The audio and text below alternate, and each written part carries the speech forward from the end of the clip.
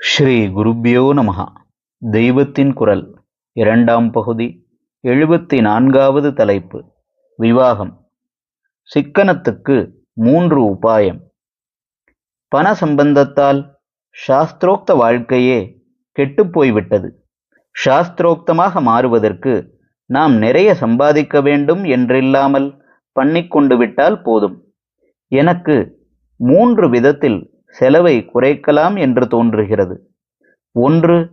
எல்லோரும் நல்ல பணக்கார வீட்டு ஸ்திரீகள் உள்பட பட்டு முதலான பகட்டு துணிகளை விட்டு கடைசி தரமான வஸ்திரந்தான் வாங்குவது என்று வைத்து கொள்ள வேண்டும். 2. காப்பிக்கு தலை முழுகிவிட்டு காலையில் கோதுமை கஞ்சிதான் சாப்பிடுகிறதென்று வைத்து கொள்ள வேண்டும். அல்லது மோர் சாப்பிடலாம். காப்பி சாப்பிடுவது என்ற ஒரு பழக்கத்தை பண்ணிவிட்டதால் சப்ஸ்டிடியூட், அதை மாற்ற ஏதாவது ஒன்று வேண்டுமல்லவா? தக்ரம், மோர் அமிர்தமென்று வைத்திய சாஸ்திரம் சொல்லுகிறது. இப்படி செய்வதனால் அநேக குடும்பங்களில் செலவில் 100க்கு 60 பங்கு குறைந்துவிடும் என்று தோன்றுகிறது. அரிசி எவ்வளவு ரூபாய்க்கு வாங்குகிறோம்?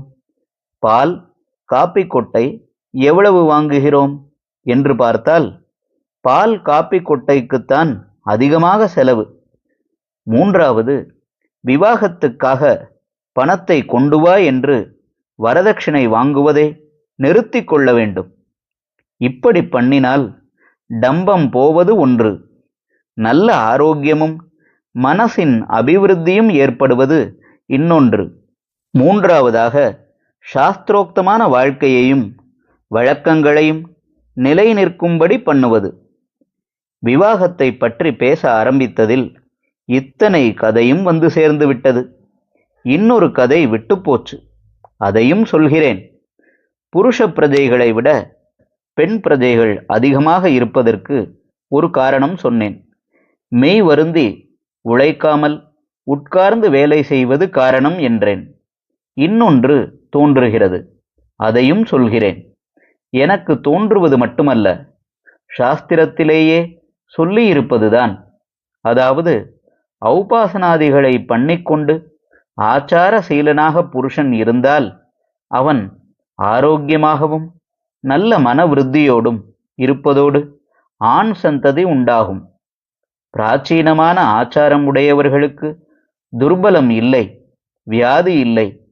பிராச்சீன ஆச்சாரத்தை இப்பொழுது கொஞ்சமாவது அனுஷ்டித்து வருகிறவர்கள் ஸ்திரீகள்தாம். அதனால் அவர்களிடம் உண்டாகிற பிரஜைகளிலும் அதிகமாக பெண்களே இருக்கிறார்கள்.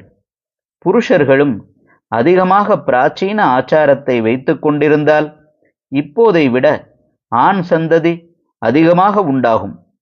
இரண்டும் சமவிகிதமாகும். ஸ்தல தரிசனம், தீர்த்த ஸ்நானம், பூஜை முதலியவைகளை புருஷர்கள் பண்ணி வந்தார்கள். இப்பொழுது அவர்களுக்கும் சேர்த்து ஸ்திரீகள் பண்ணுகிறார்கள். புருஷர்கள் ஆச்சாரத்தை விட்டதனால் புருஷ பிரஜைகள் குறைவாக ஆகிவிட்டார்கள்.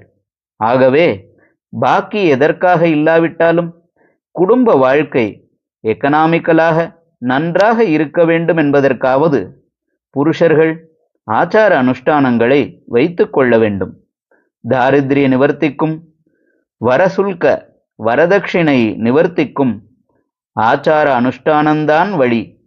கூட்டங்கூடி சீர்திருத்தம் என்று சொல்லிக்கொண்டு யோசிக்காமல் கையெழுத்து போடுகிறார்கள். அந்த மாதிரி காரியங்களெல்லாம் தற்கால சாந்தியானவையே.